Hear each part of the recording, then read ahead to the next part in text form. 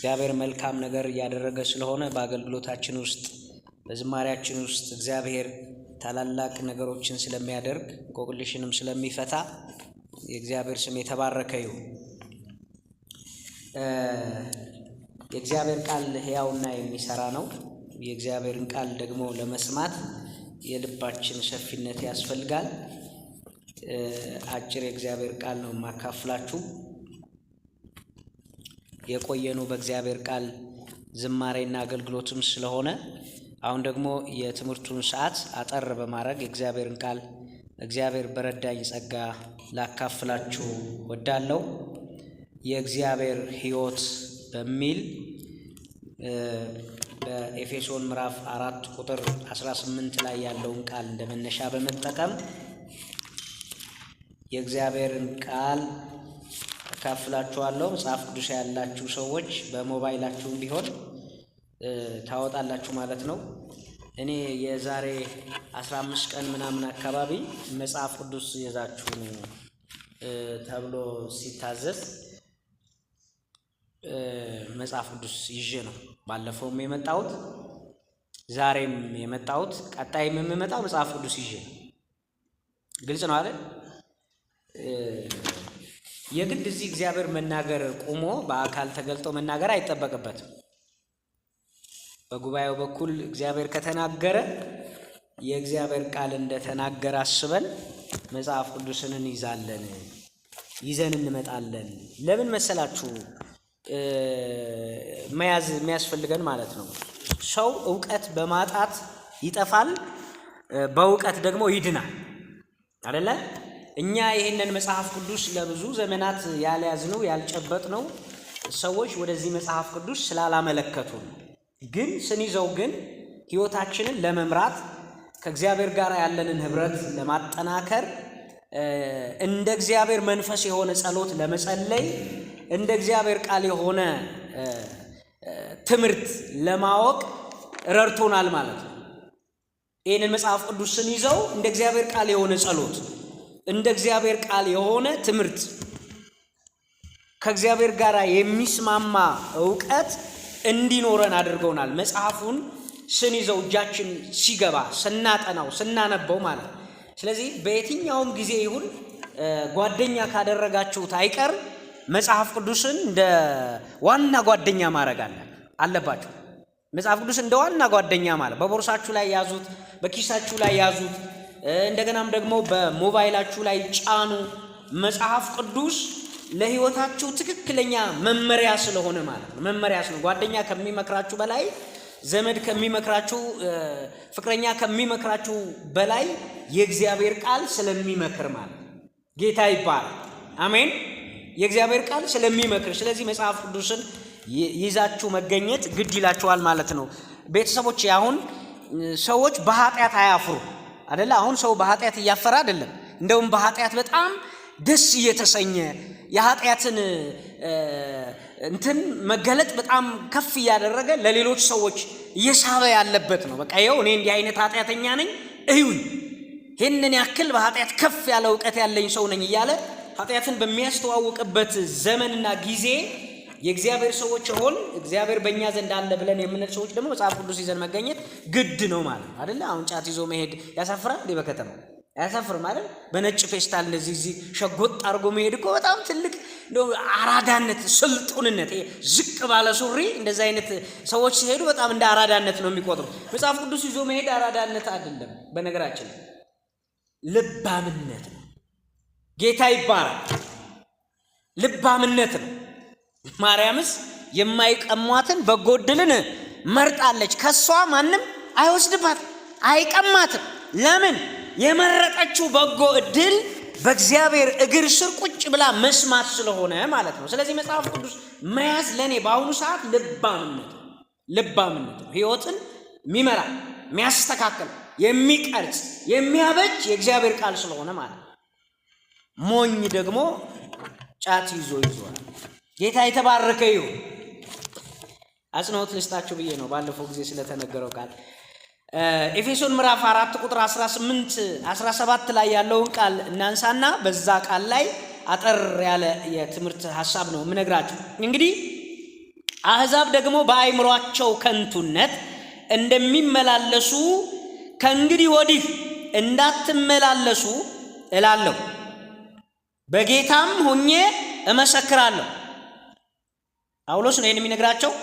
እነርሱ ባለማወቃቸው ጠንቅ፣ በልባቸው ደንዳናነት ጠንቅ ልቦናቸው ጨለመ፣ ከእግዚአብሔር ሕይወት ራቁ። ደንዝዘውን በመመኘት ርኩሰትን ሁሉ ለማድረግ ራሳቸውን ወደ ሴሰኝነት አሳልፈው ሰጡ። እናንተ ግን ክርስቶስን እንደዚህ አልተማራችሁ፣ በእርግጥ ሰምታችኋልና እውነትም በኢየሱስ እንዳለ በእርሱም ተምራችኋል። ፊተኛው ኑሯችሁን እያሰባችሁ እንደሚታለል ምኞት የሚጠፋውን አሮጌውን ሰው አስወግዱ፣ በአእምሮአችሁ መንፈስ ታደሱ፣ ለእውነትም በሚሆኑ ጽድቅና ቅድስና እንደ እግዚአብሔር ምሳሌ የተፈጠረውን ሰው አዲሱን ሰው ልበሱ ይላል። የእግዚአብሔር ስም ይባረክ። አሜን። በአእምሮአችሁ ምንነት መታደስ ተለወጡ። ከዚያ ደግሞ ወረድ ብሎ እንደ እግዚአብሔር ምሳሌ የተፈጠረውን አዲሱን ሰው በአእምሮአችሁ መታደስ ተለወጡ፣ እንደ እግዚአብሔር ምሳሌ የተፈጠረውን አዲሱን ሰው ምን በሉ ልበሱ። ስለዚህ የትምህርታችን ርዕስ የሚሆነው የእግዚአብሔር ሕይወት የሚል ይሆናል። የማን ሕይወት? የማን ሕይወት? የእግዚአብሔር ምን ሕይወት? ጌታ የተባረከ አሜን። ስለዚህ ሕይወት ነው አሁን ላካፍላችሁ የምፈልገው። የእግዚአብሔር ሕይወት። እግዚአብሔር ሕይወት አለው እንዴ? አዎ ሕይወት አለው። የተገለጠ፣ የተዳሰሰ፣ የተጨበጠ እንደገናም ደግሞ ለሌሎች የበዛ የተትረፈረፈ ብዙዎችን ከሕይወት አልባነት ወደ ሕይወት ያመጣ የእግዚአብሔር ሕይወት። ቃሉ እንደዚህ ነው የሚለው፣ እነዚህ በስነ ምግባር ጉድለትና በከንቱነት የተመላለሱ ሰዎች ይሄ ከንቱ የሆነው ምልልስ የገጠማቸው ወይም ደግሞ የከንቱ ኑሮ በእነሱ ላይ የተገለጠው እንደገና የአሕዛብን ምኞት እንዲፈጽሙ ያደረጋቸው የሆነ የሃይማኖት ምስል ስለሌለ አይደለም። ሃይማኖት አለ በምድር ላይ፣ ሃይማኖት ጠፍቶ አያውቅም። ግን ከእግዚአብሔር ጋር እንዳይኖሩ ያደረጋቸው የማን ሕይወት ስለሌለ አይደለም? የእግዚአብሔር ሕይወት። ሰው ሃይማኖት ቢኖረው ቢሰበክ ቢገለገል የእግዚአብሔር ሕይወት ከሌለው ከእግዚአብሔር ጋር ምን የለው? ኅብረት የለው። ስለዚህ አሁን እኔ የምነግራችሁ ስለ ሃይማኖት ሳይሆን ስለ እግዚአብሔር ምን ሕይወት ነው። ስለ አንድ የሆነ ሃይማኖታዊ ተቋም አይደለም የምነግራችሁ፣ ወይም ደግሞ ስለ ሃይማኖታዊ አስተምሮ አይደለም።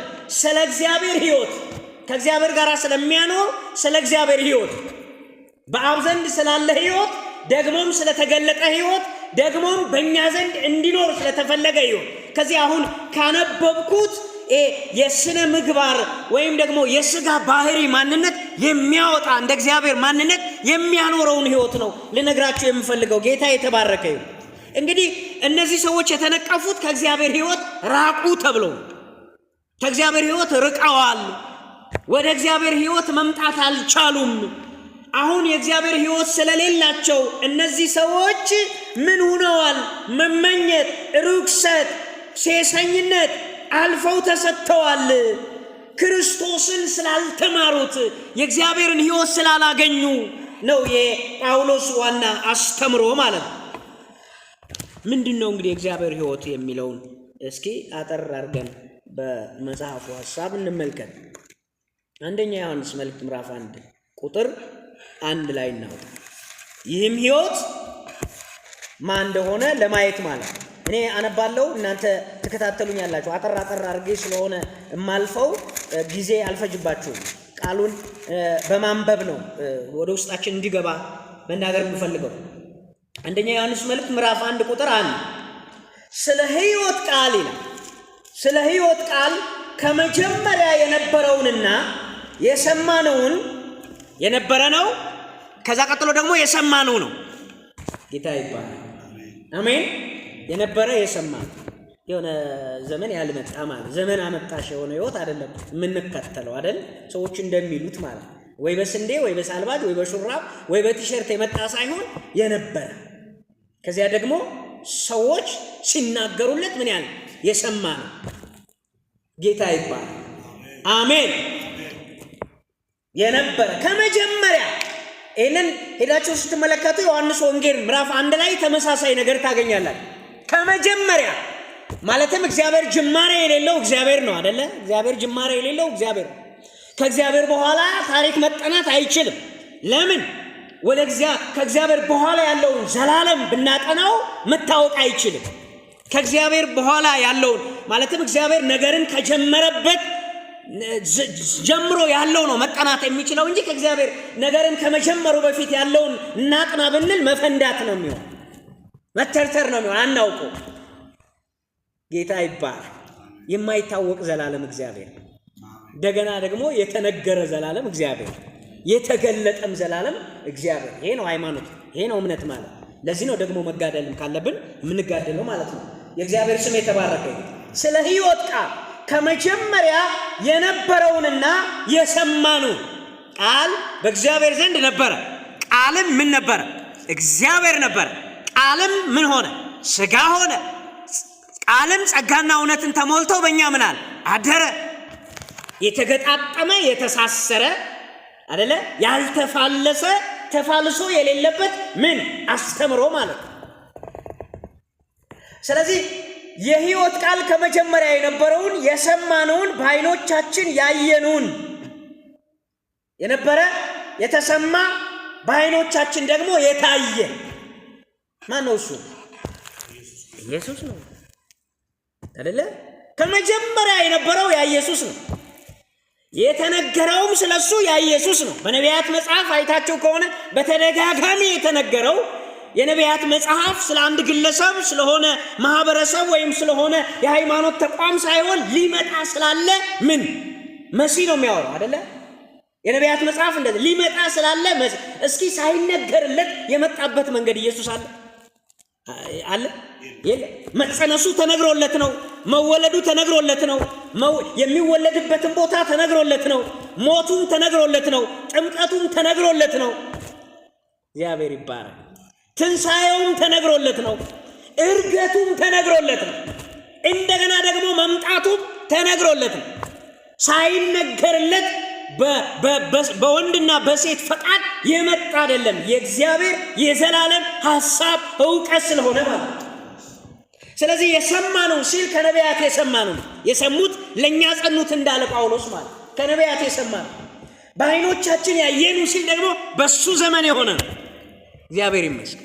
በሱ ዘመን በዮሐንስ መልእክቱን በጻፈው አካል የሆነ ነው፣ የተገለጠ ነው። በዓይኖቻችን ያየነው እንደገና የተመለከትነው ነው። ለአትኩሮትን ነው የሚያሳየው። ማየትና መመልከት ምንም ልዩነት ያላቸው ባይመስሉም ግን መመልከትና ማየት ይለያያል አይደል?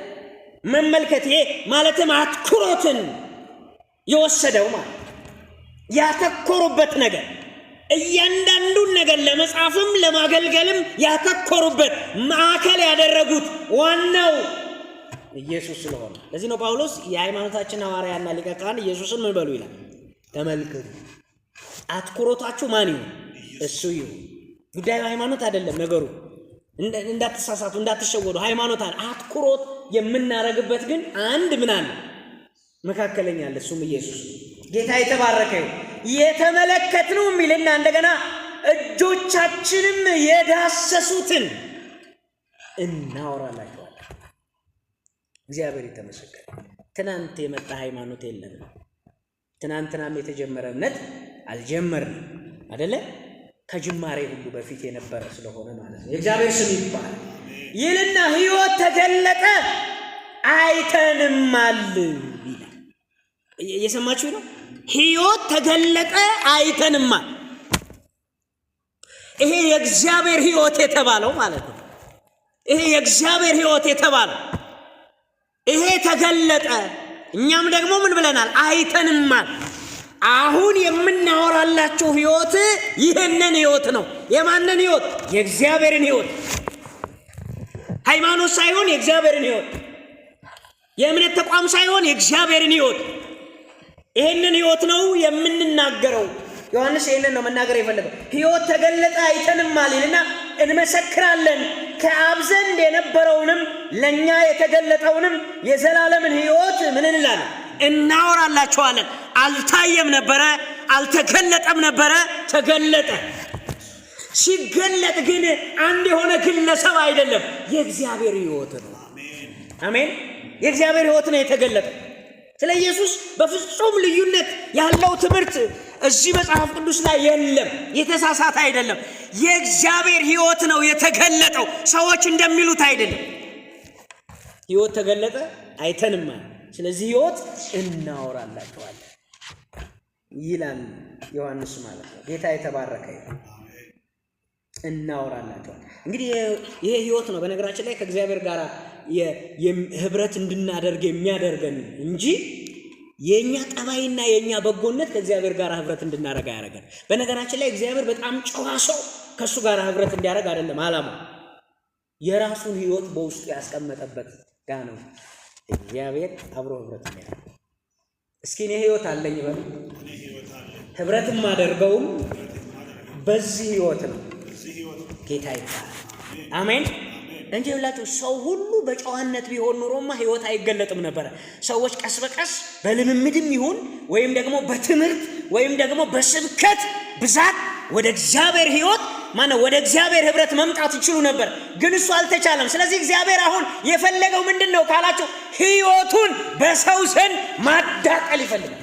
ምን ማለት ማዳቀል? ሕይወቱን በሰው ዘንድ ማስገባት ይፈልጋል። ያ ሕይወት ነው ከእግዚአብሔር ጋር ህብረት የምናደርግበት ሕይወት። ያ ሕይወት ነው ሲመሰከር ሌሎቹን መለወጥ የሚችለው። ያ ሕይወት ነው ሲሰበክ ሌሎቹን ምን ማድረግ የሚችለው? መቀየር የሚችለው፣ ማደስ የሚችለው፣ ማንጻት የሚችለው፣ መቀደስ የሚችለው፣ ከነውረኝነት ማውጣት የሚችለው። እግዚአብሔር በዚህ ነው ዓለምን ማዳን የፈለገው እንጂ እግዚአብሔር በሃይማኖት ዓለምን ማዳን የሃይማኖት ድርጅት በማቋቋም ዓለምን ማዳን አልፈለገም። ስለዚህ የተገለጠው ሕይወት የእግዚአብሔር ሕይወት ክርስቶስ ነው። ጌታ ይባረክ። አንደኛ ዮሐንስ 5:10 ላይ ደግሞ 5:10 ላይ አንደኛ ዮሐንስ 5:10 ላይ እንደዚህ ይላል፣ የእግዚአብሔር ምስክር ከእርሱ ይልቅ ይበልጣል ይልና ስለ ልጁ የመሰከረው የእግዚአብሔር ምስክር ይህ ነውና ይልና በእግዚአብሔር ልጅ የሚያምን በነፍሱ ምስክር አለው ብሎ በእግዚአብሔር የማያምን እግዚአብሔር ስለ ልጁ የመሰከረው ምስክር ስላላመነ ሐሰተኛ አድርጎታል ይልና እግዚአብሔር የዘላለምን ሕይወት እንደሰጠን። ግልጽ ነው አይደለ? የዘላለም ሕይወት የሚባለው ያለ ኢየሱስ ያለውን ሕይወት አይደለም እምላችሁ። ያለ ኢየሱስ ሕይወት ዘላለማዊ አይደለም። ግልጽ ነው አይደለ? ገደብ አለው። በነገራችን ላይ ሞትን ጥሶ ያለፈን ሕይወት ነው አሁን ማወራ። ሞትን አሸንፎ ያለፈ ሕይወት። ግልጽ ነው አይደል? እሱን ነው ማወራቸው። እግዚአብሔር የዘላለምን ሕይወት እንደሰጠን ይህም ሕይወት በልጁ እንዳለ ምስክሩ ይህ ነው። ልጁ ያለው ምን አለው? ሃይማኖት ያለው አይደል እያልኩ ያለው። ልጁ ያለው ምን አለው? ሕይወት አለው። አይጠፋም። ለዚህ ነው ጳውሎስ በጢሞቴዎስ መልእክት ላይ ሕይወትንና አለመጥፋትን ሕይወት ከዛ ቀጥሎ ምን አለመጥፋት በእኛ አዟልና። ሕይወት ኢየሱስ ነው፣ አለመጥፋትም ደግሞ በኢየሱስ ነው። ሰው በኢየሱስ ካልሆነ ይጠፋል። በነገራችን ላይ ምንም መጨረሻው ጥፋት መጽሐፍ ስላለ ነው፣ እኛ አይደለም። በእኔ የሚያምን የዘላለም ሕይወት አለው ብሎ የማያምን ደግሞ ተፈርዶበታል ይላል። እግዚአብሔር ሁለት ነገርን ያደርጋል። የሚያምነውን የዘላለም ሕይወት በክርስቶስ ያገኘውን ወደ ዘላለም ያስገባል፣ በክርስቶስ ያልሆነውን ደግሞ በፍርድ ጥላ ስር ያደርጋል ማለት ነው። ይሄ እግዚአብሔር አሰራርና አጀንዳ ነው። በጨዋ ማንነት እግዚአብሔር በቃ እነዚህ ጥሩ ጨዋ ናቸው በሚል አያድንም። እግዚአብሔር እሱ ለማህበር ላክሲዮን ነው የሚሆን። እግዚአብሔር አንድያ ልጁን በላከበት መንገድ ነው ሰውን የዘላለም ሕይወት እንዲኖረው የሚያደርግ። ጌታ ይባረክ። ቆላስይስ 3:3 እንይ እስኪ። ቆላስይስ መልእክት ምዕራፍ 3 ቁጥር 3 ላይ ምዕራፍ 3 ቁጥር 3 ላይ እንግዲህ ከላይ ከአንድ ጀምራችሁ ማየት ይችላል። እንግዲህ ከክርስቶስ ጋር ከተነሳችሁ በእግዚአብሔር ቀኝ ተቀምጦ ባለበት በላይ ያለውን ሹ በእግዚአብሔር ቀኝ የተቀመጠ አለ አይደለ? የማን ሕይወት? የእግዚአብሔር ሕይወት። አንድ የድፍረት ቃል ልንገራችሁ። እግዚአብሔር ራሱ ሕይወቱ ማለት ክርስቶስ፣ የአብ ሕይወቱ ራሱ ክርስቶስ። እግዚአብሔር በክርስቶስ ይናገራል። እግዚአብሔር በክርስቶስ ያወራል። ያሁን ሕይወት እንዳለኝ የምታውቁት እየተናገርኩ ስለሆነ ነው አይደል? ሕይወትም አለን እንንቀሳቀስም አለን ይላል ጳውሎስ አይደለ? እግዚአብሔር ራሱ ይውላችሁ ሕያው መሆኑን የምታውቁት በማን ስለሚናገር ነው? በክርስቶስ። በክርስቶስ እግዚአብሔር ቃል ማንሳት ጎንበስ ማለት አይጠበቅበትም። በልጁ እግዚአብሔር ቃል ያነሳል። በልጁ እግዚአብሔር ዓለምን ያስተዳድራል። በልጁ እግዚአብሔር ዓለምን ይመራል። የእግዚአብሔር የልብ ትስስር ክርስቶስ ነው። አሜን። ስለዚህ በእግዚአብሔር ልብ ያለ ሁሉ በማን ይከናወናል? በክርስቶስ ይከናወናል። በእግዚአብሔር ልብ ያለ ሁሉ፣ በእግዚአብሔር ልብ ውስጥ ያለ ሐሳብ በሙሉ የሚከናወነው በማን ተናጋሪነት? በክርስቶስ መናገርና በክርስቶስ ማድረግ ነው የሚከናወነው። ለዚህ ነው እግዚአብሔር ዓለምን በልጁ ፈጠረ፣ ዓለምንም በልጁ መልሶ ይጠቀልላል። ለምን? የእግዚአብሔር ሕይወት ራሱ ኢየሱስ ስለሆነ ጌታ ይባላል። ከእሱ ጋር ከተነሳችሁ ክርስቶስ በእግዚአብሔር ቀኝ ተቀምጦ ባለበት በላይ ያለውን ሹ፣ በላይ ያለውን አስቡ እንጂ በምድር ያለውን አይደለም ይልና ሞታችኋልና ከዚያ ሕይወታችሁም በእግዚአብሔር ከክርስቶስ ጋር ምን ብሏል? ተሰውሯል። የኛ ሕይወት በእግዚአብሔር ውስጥ የሆነው በማን ሆኖ ነው? በክርስቶስ ሆኖ ነው። ስለዚህ የእግዚአብሔር ሕይወት ክርስቶስ ከሆነ የኛ ሕይወትስ አሁን ይሄ ዘላለማዊ የምንለው ሕይወትስ የማን ሕይወት ነው ማለት? የክርስቶስ ሕይወት ነው። የኛ ሕይወት ክርስቶስ ነው። የእግዚአብሔርም ሕይወት ማን ነው? ክርስቶስ ነው። ይሄ ሕይወት ነው አሁን በእግዚአብሔር ውስጥ መግባት የሚችለው እንጂ እመኑኝ እግዚአብሔር ሰውን ወደ ራሱ ዝም ብሎ አያስጠጋም። መያዣው ኢየሱስ ነው። ጌታ ይባረክ። ለዚህ ነው ጌታ ኢየሱስ ክርስቶስ አሁን ከኔ በቀር ወደ አብ የሚመጣ የለም ሲል የሚመስለን መንገድ ይመስለናል አይደል? ጉዳዩ ሰው በእግዚአብሔር ፊት ምንድን ነው? ኃጢአተኛ አይደል? ኃጢአቱ እንኳን ተፍቆለት ሰው ማለት ነው ይኸውላችሁ በእግዚአብሔር ፊት የበቃ አይደለም ያለማን? ያለ ክርስቶስ።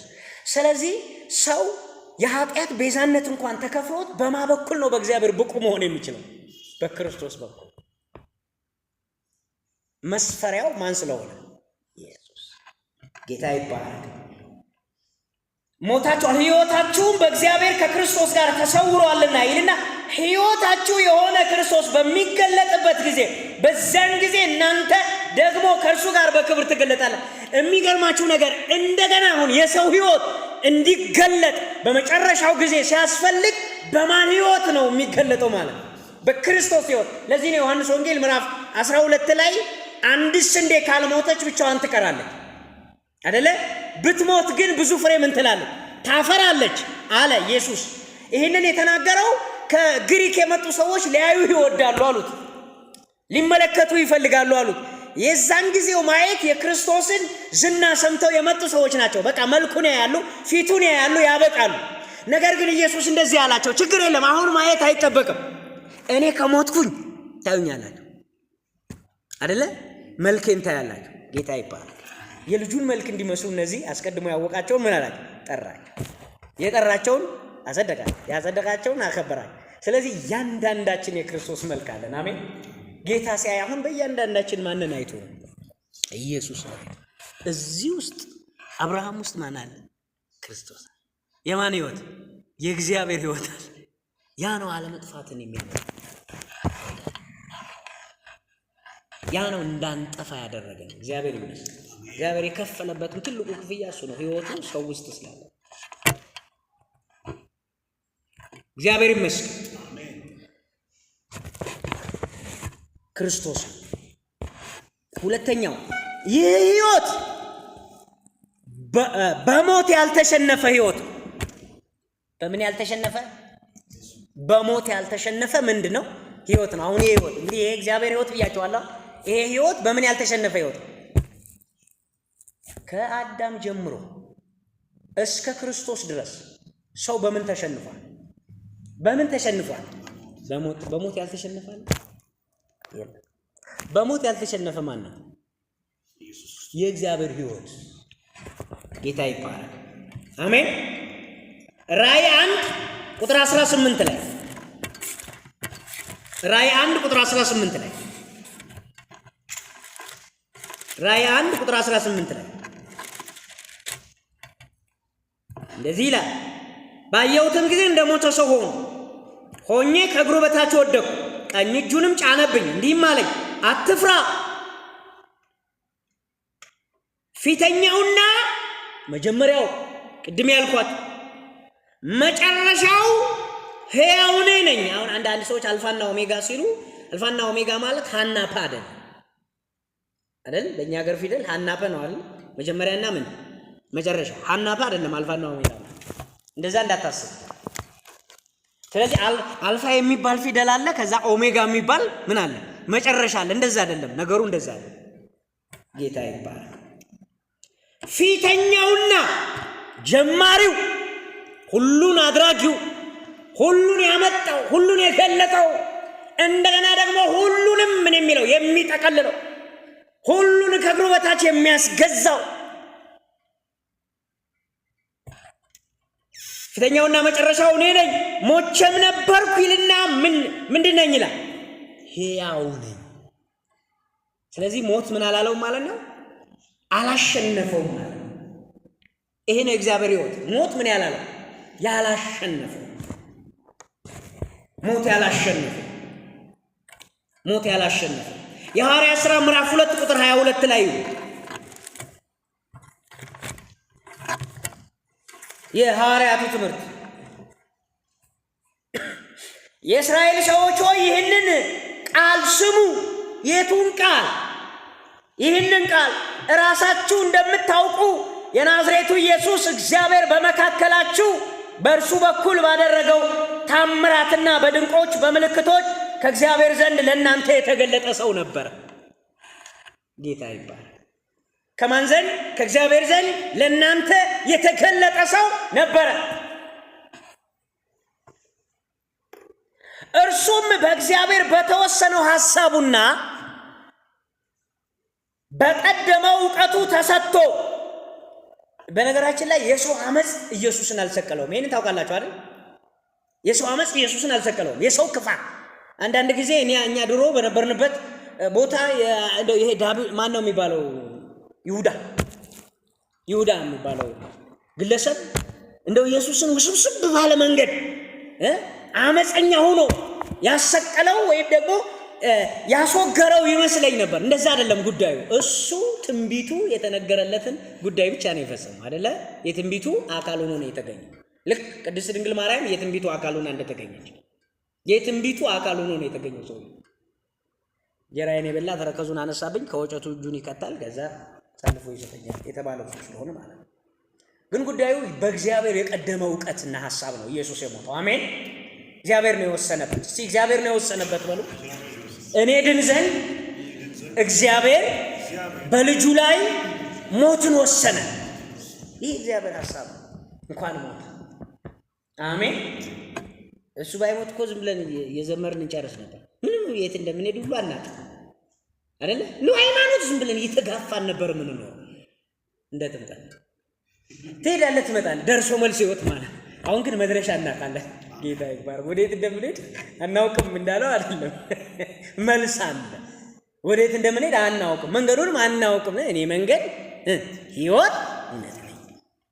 ደግሞ የምትደርሱበትን ቦታ ልንገርህ፣ አብጋ ነው። አሜን። ጌታ ይባላል። የአብን ህይወት እኔ ይዤ ከመጣሁ የኔን ህይወት ደግሞ እናንተ ውስጥ ካስገባሁት፣ ስለዚህ የምትደርሱት የት ነው? ወደ መነሻችሁ ነው። እግዚአብሔር ስም ይባላል። እርሱም በእግዚአብሔር በተወሰነው ሐሳቡና በቀደመው ዕውቀቱ ተሰጥቶ በአመፀኞች እጅ ሰቅላችሁ ገደላችሁት። እግዚአብሔር ግን የሞትን ጣር አጥፍቶ፣ አሜን፣ አጥፍቶ ምን አለው? አስነሳው። ሞት ይዘው ዘንድ አልቻለምና። ማለትም ሞት አቅም ያጣው፣ ጉልበት ያጣው፣ ኃይል ያጣው ማን ጋር ሲደርስ ነው? ኢየሱስ ጋር ሲደርስ፣ ቅዱሱ አብርሃም ጋር ሲደርስ አይደለ? በጣም የሚገርመው ነቢይ ሙሴ ጋር ሲደርስ ያለው 5ቱን መጽሐፍ የጻፈው ወደ እግዚአብሔር ተራራ ተሰውሮ 40 ቀንና 40 ሌሊት የጾመው ሰውዬ ጋር ሲደርስ አይደለም ሞት የተሸነፈው። እንደ ልቤ የተባለው ዳዊትም ጋር ሲደርስ አይደለም የተሸነፈው። የእግዚአብሔር ሕይወት ጋር ሲደርስ ተሸነፈ። ጌታ ይባረክ። የእግዚአብሔር ሕይወት የሆነው ክርስቶስ ጋር ሲደርስ ሞት ይዘው ዘንድ ምን አላል? አልቻለም። ስለዚህ ደግሞ ሞት ይዘው ዘንድ የማይችለው ሕይወት ክርስቶስ ሞትን አሸነፈና አለፈ። እኛ በዛ ሰረገላ ላይ ነው ተሳፍረን እምነትን የምናራምደው እንጂ በሃይማኖት ተቋም ውስጥ ሆነን አይደለም። በዚያ ሰረገላ ላይ ጌታ ይባረክ ከጥፋት ውሃ በላይ ከፍ ከፍ እያለ በሚሄደው መርከብ በማን በኢየሱስ እዛ አምልጦ የገባ ድርሰት ይሆን ታድሶ የድሮ ታድሶች ጽፈውት ይሆን አይደለ? የዚህ ሰዓታት ላይ ሞገድን ሐመርን ዘይቀርበው ሞገድ ይላል። ሞገድ የማይገፋው ምናችን መርከብ ጌታ ይባረክ። ዘይቀርበው ሞገድ ነው የሚለው ታድሶ ጽፎት ሊሆን ይችላል አላውቅም። ያኔም የበራለስ ስላለ ማለት በየዘመኑ እግዚአብሔር ምን አለ ታድሶ አለ፣ ትውልድ አለ። ጌታ ይባረክ። አሜን አሉት በየዘመኑ ስለ ኢየሱስ ሳይናገሩ ያላለፉ። ስለዚህ ሞትን ያሸነፈ በሞት ላይ ከፍ ከፍ ያለ ሕይወት ነው። ይሄ የማን ሕይወት? የእግዚአብሔር ሕይወት። ሶስተኛ ይህ ሕይወት የሚያድን ሕይወት ነው። ልብ በሉ። የሚያድን ምንድነው? ሕይወት ነው። ሮሜ ምዕራፍ 5 ቁጥር 10 ላይ እንምጣ። የሚያድን ሕይወት ነው። የሚያድን ሕይወት ነው። ምዕራፍ 5 ቁጥር 10 ላይ እንዲህ ይላል ቃሉ፣ ይልቁን እንግዲህ አሁን በደሙ ከጸደቅን። ደሙ ምን ያልንበት ነው? ደሙ ምን ያልንበት ነው? የጸደቅንበት። እየሰማችሁ ነው? መስቀሉ መዳኛችን አይደለም። በነገራችን ላይ ይሄንን እንድታስቡ፣ መስቀሉ መዳኛ አይደለም። መስቀሉ እግዚአብሔር ፍርድን ያከናወነበት፣ አሮጌውን ሰው ያስወገደበት፣ ሁለቱን ዘመን ለሁለት የከፈለበት። አሜን አሜን። ጥልን በመስቀሉ ገድሎ ነው አይደለም የሚለው። ስለዚህ መስቀሉ ጥል የተገደለበት ከሆነ ጥል የነበረው ደግሞ በእግዚአብሔርና በሰው መካከል ነው አይደለም። በኃጢአተኛና በጻድቁ እግዚአብሔር መካከል ጥል አለ። ስለዚህ ጥሉ በመስቀሉ ከተገደለ በኋላ በደሙ ደግሞ ምን ተገኘ ማለት ነው? ስርየት ተገኘ አይደለ? በሕይወቱ ደግሞ ድነትን አገኘ። ጌታ ይባላል። ድነትን አገኘ። ምክንያቱም በበጉ ደም መጀመሪያ ላይ ስርየት ነበር የሚገኘው። የኃጢአት ስርየት ነው አይደለ? ኃጢአት ምን ይሆናል ማለት ነው? በስርየት ይወገዳል አይደለ? በደም እንደዛ ነው የሚሆነው። አሁን እንደዛ አይደለም ነገሩ። በኢየሱስ ደም ስርየትን ካገኘን፣ ቤዛነትን ካገኘን በኋላ በኢየሱስ ሕይወት ግን ድነትን አገኘን። አሜን። አሁን ዘወትር ሊያማልድ በሕይወት ይኖራል። እንደዛ ባይሆን ኑሮማ በየዓመቱ መሞት ይገባ ነበር። እነዚያ በየዓመቱ ይሞታሉ፣ ይተካሉ። አሁን ግን እሱ አንድ ጊዜ የኃጢአትን ስርየት ካደረገ በኋላ በእግዚአብሔር ዘንድ በሕይወት ይኖራል። እሱ ለእኛ መድኃኒት፣ የመዳናችን ምክንያት ይሄ ነው። ጌታ የተባረከ ይሁን። ስለዚህ ምንድን ነው የሚለው? በልጁ ሞት ከታረቅን፣ ይልቁንም ከታረቅን በኋላ በሕይወቱ ምን እንላለን? እስኪ እንድናለን በሉ። እንድናለን። በሕይወቱ ምን እንላለን? እንድናለን። ጌታ ይባላል። አራተኛ ይህ ሕይወት የትንሣኤ ሕይወት ነው። የትንሣኤ ሕይወት ነው። ቅድም ሞት የተሸነፈበት ያልኳቸው ጋር እንዳታገናኙት። የትንሣኤ ሕይወት ነው። ለምሳሌ አልዓዛር ሞት ተሸንፎለት ነበር አይደል? ግን የትንሣኤ ሕይወት ግን አይደለም ያለው። እየሰማችሁ ነው አይደል? በኤልያስም ዘመን ሞት የተሸነፈላቸው ሰዎች አለ። ለጊዜው ተነስተው ካቆሙበት ቀጥለው ኑሯቸውን የቀጠሉ ሰዎች ማለት ነው። ሞት ግን ተሸንፎ አይደለም፣ አስነሻላቸው አይደለ? አስነሻላቸው። ቀጣይ መሞት ይጠበቅባቸዋል። አይጠበቅባቸውም? አልዓዛርም እንደምታዩት ቀጣይ አርጅቶ ምን ብሎ ሞቷል። ጣቢታም ሞታለች። ተነስታ ነበረ አይደለ? አግብታ ወልዳ ምናምን ሊሆን ይችላል። ከዛ ሞታለች። ዓላማውም በሕይወት እንድትኖር ልጃችንን አስነሳ። ባዮስ የሚሉት የሕይወት አይነት ማለት ነው። እንደገና የመኖር በምድር ላይ እንደዚህ አይነት ሕይወት እንጂ ዞዊ አይደለም። ይሄ ሕይወት የትንሣኤ ሕይወት ነው። ዮሐንስ ወንጌል ምዕራፍ 11 ላይ እኔ ትንሣኤና ምን ሕይወት ነኝ። ጉዳዩ ወንድማችንን ታሟል ብትኖር ኑሮ አይሞትም ነበር ነው። የኢየሱስ መልስ ደግሞ እኔ ምንድን ነኝ ነው። እራሱ ኢየሱስ ነው ትንሣኤና ሕይወት። እንጂ የቀን ትንሣኤ አይደለም። አሁን ጉዳዩ ራሱ ኢየሱስ ምንድነው? ትንሣኤም ሕይወትም ነው። ጌታ ይባረክ። እኛ ሀገር ወደ ቀን አምጥተነው ነው እንጂ ኢየሱስ ነው ትንሣኤ፣ ኢየሱስ ነው የትንሣኤ። አሜን። ጌታ ይባረክ። ዕብራውያን 5 ላይ 11:25 ላይ ስለዚህ ይሄ የትንሣኤ ሕይወት ምን ማለት ነው ካልን መበስበስን የማያይ ሕይወት ይባላል። ምንን የማያይ? መበስበስን የማያይ መዝሙር 16 ቁጥር 10 ላይ ቅዱስህን መበስበስን ያይ ዘንድ አትተወውምና አይደል ያሉት ሐዋርያት? አትተወውምና። ሌሎቹስ? በነገራችን ላይ ይሄ የተነጻጸረው ከዳዊት ጋር ነው አይደለ? ዳዊት እንደኛው ሰው ነበረ፣ ከዚያ ሞተ፣ ከአባቶቹ ጋር አንቀላፋ፣ አሁን ደግሞ ይኸው መቃብሩ አለ፣ እስካሁን ድረስ ይታያል። ኢየሱስ ግን እንደ ዳዊት አይደለም አሉና ሐዋርያት ቅዱስህን መበስበስን ያይ ዘንድ አትተወውም ተብሎ እንደተጻፈ የሐዋርያት ሥራ ምዕራፍ 2 ቁጥር 31 ላይ ያለውን ማለት ነው። የጠቀሱት ከየት አምጥተው ነው? ከዳዊት መዝሙር ላይ ወስደው ማለት ነው። ያኔ በዘመኑ መጽሐፉ ገና ስላልተጻፈ ይጠቅሱ የነበሩት ከነቢያቱ መጽሐፍ ነው። ሰው በነቢያት መጽሐፍ ይድናል። አንዳንድ ደግሞ አዲስ ኪዳን ተገልጦለትም ለመዳን ተቸግሮ ይሆናል። ጌታ አይናችንን ይክፈት። አሜን። በነቢያት መጽሐፍ ነው የዳኑት ሁሉም በነገራችን ላይ አይደል? በነቢያት መጽሐፍ ቁጥር 31 ላይ ማየት ትችላላችሁ። ሐዋርያት ሥራ ምዕራፍ 2 ቁጥር 31 ላይ እንደዚህ አይደለም የሚለው ቃሉ? ወንድሞች ሆይ ስለ አባቶች አለቃ ስለ ዳዊት እንደሞተ እንደተቀበረም ለእናንተ በግልጥ እናገር ዘንድ ፍቀዱልኝ። እንደሞተ እንደተቀበረ ለእናንተ እናገር ዘንድ ፍቀዱልኝና መቃብሩ እስከ ዛሬ ድረስ በእኛ ዘንድ ነው። ይሄ ሃይማኖት መሪ መሆን አይችልም በነገራችን ላይ አይደል እንዴ? ይሆናል? አይሆንም። እንደዚህ አይነት ሃይማኖት መሪ አንፈልግም። እስካሁን ድረስ መቃብሩ በእኛ ዘንድ ነው። ከወገቡ ፍሬ በዙፋኑ ያስቀምጥ ዘንድ እግዚአብሔር መሐላ እንደማለለት ስላወቀ ስለ ክርስቶስ ትንሣኤ አስቀድሞ አይቶ ነፍሱ በሲኦል እንዳልቀረች ሥጋው መበስበስን እንዳላየ ተናገረ። ራሱ ዳዊት ስለ ራሱ ግን አይደለም፣ ከወገቡ ስለሚመጣው ከጉልበቱ ስለሚሰጠው የተስፋ ዘር ክርስቶስ ይህን ኢየሱስን ይልና እግዚአብሔር አስነሳው። ስለዚህ ነገር እኛ ሁላችን ምስክሮች ነን። ጌታ ይባላል። መበስበስን ስላላየው ስለ ኢየሱስ ማለት ነው። የሐዋርያት ሥራ 13:26 ላይ አጽንዖት የሚል ቃል ባይኖረውም እኔ አጽንዖት ሰጥቼ አልፌዋለሁ። አጽንዖት ብዬ ማለት አጽንዖት። አንዳንድ ጊዜ ሐዋርያት የሚያተኩሩበት የመጽሐፍ ክፍል አለ፣ ማለትም የስብከት አይነት አለ የሚያተኩሩበት ማለት። ለምን እንደሆነ ታውቃላችሁ? የሌሎች ሃይማኖት መሪዎች ሞተው ስለቀሩ ማለት ነው አይደለ? ሞተው የቀሩ የሃይማኖት መሪዎች አሉ። ሞተው ያልቀረ ማን ብቻ? ኢየሱስ። ለዓለም ትልቁ ጥያቄ ይሄ ነው። ተነሳ በጣም ከባድ ስለሆነ 13:26 ላይ መታችሁ ማየት ይችላልላችሁ። 13:26 ላይ እንደዚህ ይላል፣ እናንተ ወንድሞቻችን የአብርሃም ዘር ልጆች ከእናንተ መካከል እግዚአብሔርን የምትፈሩ ሆይ ለእናንተ የዚህ የመዳን ቃል ተላከ። እግዚአብሔርን የሚፈሩ የአብርሃም ልጆች ግን ደግሞ ምንን ያልተቀበሉ መዳን ያልሆነላቸው።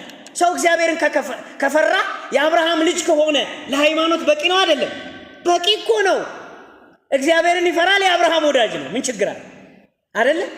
አንዳንድ ሰዎች ቶሎ ብሎ ማለት ምን ችግር አለ? ቅዱሳንን እንፈራለን፣ እናከብራለን፣ እንደገናም የእግዚአብሔር ወዳጆች ይሉናል። እግዚአብሔር ግን እንደዚህ አይደለም እያለ ያለው።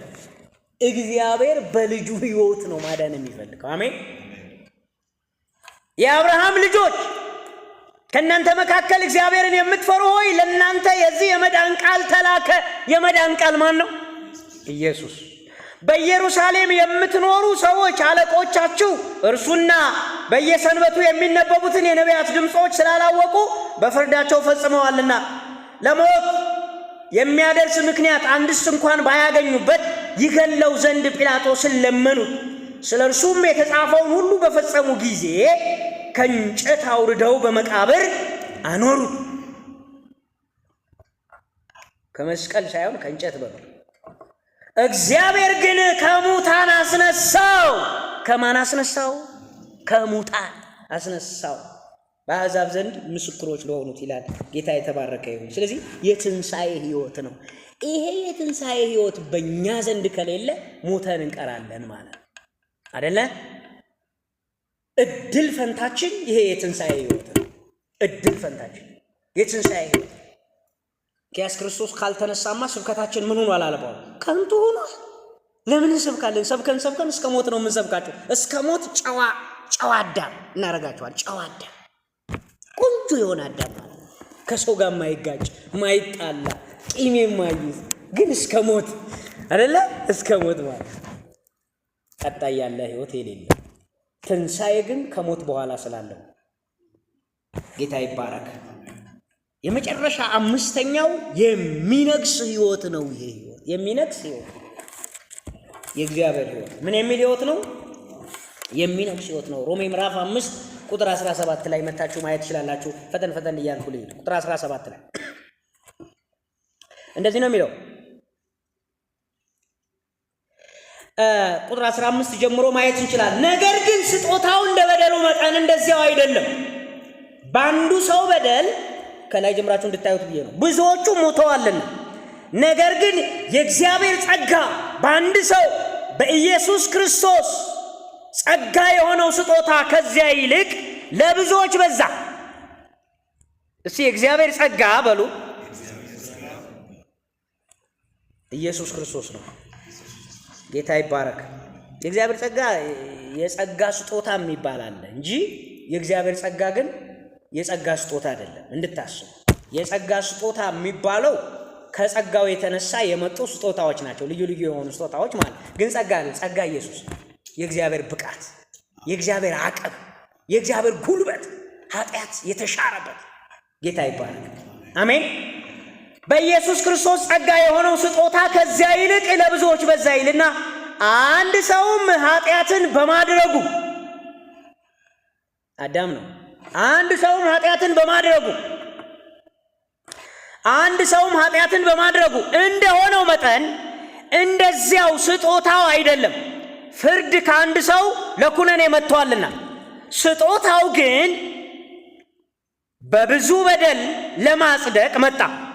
በአንዱ በደል ሞት በአንዱ በደል ከነገሰ፣ ይልቁንም የጸጋን ብዛትና የጽድቅን ስጦታ ብዛት የሚቀበሉ በአንዱ በኢየሱስ ክርስቶስ በኩል በሕይወት ምን ይላሉ? ይነግሳሉ። ሞት ነግሶ ነበረ፣ ሰልጥኖ ነበረ፣ አቅም አግኝቶ ነበረ። አሁን ደግሞ በክርስቶስ ሕይወት ነገሰ ማለት አሸንፎ ወጣ፣ ወደ ላይ ከፍ አለ። ጌታ ይባረክ። አንደኛ ዮሐንስ መልእክት ምዕራፍ 4 ቁጥር 9 ላይ ማየት ትችላላችሁ። ይሄንን ነው የሚናገረው። ራእይ 20 ላይ ቁጥር 4 ላይ ያለውን ቃል ልናገርና ልጨርስ። ራእይ 20 ማለትም ራእይ ዮሐንስ ማለት ነው። ራእይ 20 ቁጥር 4 ነው። ይሄን ቃል ልናገርና ልጨርስ።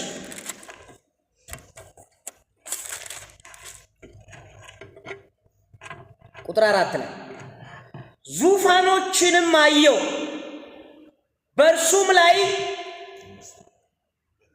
በእነርሱም ላይ ለተቀመጡት ዳኝነት ተሰጣቸው።